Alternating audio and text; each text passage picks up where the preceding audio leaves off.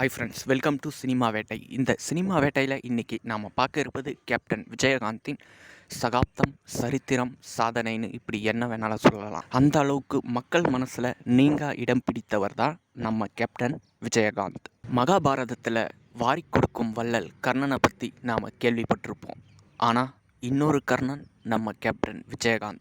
மகாபாரதத்தில் அந்த கர்ணனாவது அடுத்தவன் சொத்தை தான் வாரி கொடுத்தாரு. ஆனால் நம்ம கேப்டன் விஜயகாந்தோ தான் சம்பாதிச்ச சொத்தையே அடுத்தவங்களுக்கு வாரி கொடுத்த பொன்மன செல்வன் தான் நம்ம கேப்டன். இந்த இடத்துல நாம் முக்கியமாக பார்க்க வேண்டிய விஷயம் என்னன்னா, கர்ணனை விட நம்ம கேப்டன் விஜயகாந்த் ஒரு படி மேலே தான் உயர்ந்திருக்காரு. புரட்சி தலைவர் எம்ஜிஆராவது தமிழ்நாட்டில் 3 முறை முதலமைச்சராக இருந்திருக்காரு. அவர் சாகும்போதும் முதலமைச்சராகவே இறந்துட்டார். முதலமைச்சராக இருக்கும்போது அவருக்கு வந்த கூட்டம் அவ்வளவுனா, நம்ம கேப்டன் சாகும்போது முதலமைச்சராக இல்லாத போதே அவருக்கு வந்த கூட்டத்தை போலீஸால் கட்டுப்படுத்த முடியல. நம்ம கேப்டன் மட்டும் தமிழ்நாட்டில் முதலமைச்சராக இருந்திருந்தார்னா தமிழ்நாட்டையே ஒரு வல்லரசு நாடாக மாற்றிருப்பார். என்னதான் தமிழ்நாட்டு மக்கள் நம்ம கேப்டன் விஜயகாந்துக்கு ஓட்டு போட்டு முதலமைச்சராக தேர்ந்தெடுக்கலைனாலும் ஒவ்வொரு வீட்லேயும் ஒவ்வொருவரோட மனசுலேயும் நம்ம கேப்டன் இன்னைக்கு வரைக்கும் வாழ்ந்துக்கிட்டு தான் இருக்கார். தமிழ் சினிமாவை பொறுத்த வரைக்கும் இந்த வீடியோவை இந்த நிமிஷத்தில் நீங்கள் பார்த்துக்கிட்டு இருக்க யாராக இருந்தாலும், நீங்கள் யாரோட ரசிகராக இருந்தாலும், ஆனால் நம்ம கேப்டன் விஜயகாந்தை மட்டும் ரசிக்காத ஆளுன்னே சொல்ல முடியாது. ரஜினியோட ரசிகர்களுக்கு கமலை பிடிக்காது, கமலோட ரசிகர்களுக்கு ரஜினியை பிடிக்காது, அதே போல் விஜயோட ரசிகர்களுக்கு அஜித்தை பிடிக்காது, அஜித்தோட ரசிகர்களுக்கு விஜயை பிடிக்காது. இப்படி சினிமாக்குள்ளே பல போட்டிகள் இருந்தாலும், ஆனால் நம்ம கேப்டனை எல்லோருமே 100% ரசித்து பார்ப்பாங்க. அவரோட படங்களும் சரி, அவரோட குணமும் சரி, எல்லாமே வேற லெவல். கேப்டனை பொறுத்த வரைக்கும் தமிழன் என்று சொல்லடா, தலை நிமிர்ந்து நில்லடா, இதுதான் அவரோட சத்திய வாக்கு. அதே போல தான் கடைசி வரைக்கும் தமிழ் சினிமாவில் மட்டுமே நடிச்சிருந்தார் நம்ம கேப்டன் விஜயகாந்த். எத்தனையோ ஹீரோக்கள் மற்ற மொழிகளில் நடித்து பல சம்பளங்கள், கோடிக்கணக்கில் சம்பளம் வாங்கினாங்க. ஆனால் நம்ம கேப்டனை பொறுத்த வரைக்கும் தமிழ் தான் உயிர் மூச்சுன்றது கடைசி வரைக்கும் நிலைத்து நின்று தமிழ் படங்கள் மட்டுமே நடித்து தமிழ் மக்களை கவர்ந்து தமிழ்நாட்டு மக்களோட மனசுலையும் இடம் பிடிச்சிருந்தார். இதுதாங்க தமிழனோட அடையாளம். என்னதான் ரஜினிகாந்த் தமிழ் சினிமாவில் பெரிய ஸ்டாராகவே இருந்தாலும், அதாவது சூப்பர் ஸ்டாராகவே இருந்தாலும், நம்ம கேப்டன் தான் என்றைக்குமே சூப்பர் ஸ்டார். அரசியலை பொறுத்த வரைக்கும் நம்ம கேப்டன் தான் சூப்பர் ஸ்டார். வாரி கொடுக்கும் வள்ளல் என்ற பேரை சொல்கிறதுலேயும் நம்ம கேப்டன் தான் சூப்பர் ஸ்டார். அதே போல் மற்றவங்களுக்கு சாப்பாடு போட்டு அறிமுகமே இல்லாத நபருக்கு கூட சாப்பாடு போடுறதுலையும் நம்ம கேப்டன் தான் சூப்பர் ஸ்டார். மற்றவங்களுக்கு ஹெல்ப் பண்ணுறதுலேருந்து சினிமா துறையில் காப்பாற்றின வரைக்கும் நம்ம கேப்டன் விஜயகாந்த் தாங்க என்றைக்குமே ஒரே சூப்பர் ஸ்டார். நம்ம கேப்டன் விஜயகாந்தை பொறுத்த வரைக்கும் சினிமாவில் நடிக்க தெரிஞ்ச நம்ம கேப்டனுக்கு அரசியலில் நடிக்க தெரியல. பட் இருந்தாலும் மக்களுக்கு என்றைக்குமே உண்மையாக இருந்தார். மக்களுக்கு மட்டும் இல்லை, தன்னோட நெருங்கிய நண்பருக்கும் சரி, தன்னை நம்பின மக்களுக்கும் சரி, என்றைக்குமே உண்மையாக வாழ்ந்து வந்தவர் தான் நம்ம கேப்டன் விஜயகாந்த். சினிமாவில் நடிச்சிட்டு இருக்கும்போதே பல நலத்திட்ட உதவிகளை செஞ்சுருக்காரு நம்ம கேப்டன். கலைஞரோட ஆட்சியில் நம்ம கேப்டன் விஜயகாந்தோட திருமண மண்டபம் இடிக்கப்பட்டது. அதற்கான காரணம் என்ன? இந்த இடத்துல ஒரு மெயின் ரோடு வருதுன்னு ஒரு மொக்கையான ரீசனை சொல்லியிருந்தாங்க. நம்ம கேப்டனோட திருமண மண்டபத்தை இடித்ததுக்கு நஷ்ட ஈடு கொடுத்தாங்க. நம்ம கேப்டன் அதை வாங்கவே இல்லை. கடைசியில் சுற்றி வளைச்சி பார்த்தா அதற்கு உண்மையான காரணம் என்னன்னா, நம்ம கேப்டன் விஜயகாந்த் அந்த டைமில் தான் அரசியல் ஆரம்பிச்சிருந்தார். அவர் ஆரம்பித்த அரசியலை அடியோட ஒழிக்கணுன்றதுக்காக தான் கலைஞர் அந்த சத்திரத்தை இடித்து நம்ம கேப்டன் விஜயகாந்துக்கு பயத்தை காட்டினார். அவர் செஞ்சது அவருக்கே திரும்பி விட்டது. அந்த பயம்தான் கடைசியில் நம்ம கேப்டன் விஜயகாந்தோட அரசியல் போர்க்களமாக மாறினது. கடைசியில் பயந்தது யாருன்னு பார்த்தீங்கன்னா கலைஞர் தான். அப்படி ஒரு துணிச்சலான மனிதன் தான் நம்ம கேப்டன் விஜயகாந்த். நம்ம கேப்டன் மதுரையிலிருந்து வந்து சினிமா கரியரை ஸ்டார்ட் பண்ணும்போது கேப்டன் விஜயகாந்தை ஹீரோவாக பார்க்கல, அவரை இனிக்கும் இளமையில் வில்லனாக நடிக்க வச்சாங்க. அதையெல்லாம் தாண்டி அடுத்தடுத்து படங்களில் தன்னை ஒரு மாசான ஹீரோவாக நிரூபித்து காண்பிச்சிருந்தார் நம்ம கேப்டன்.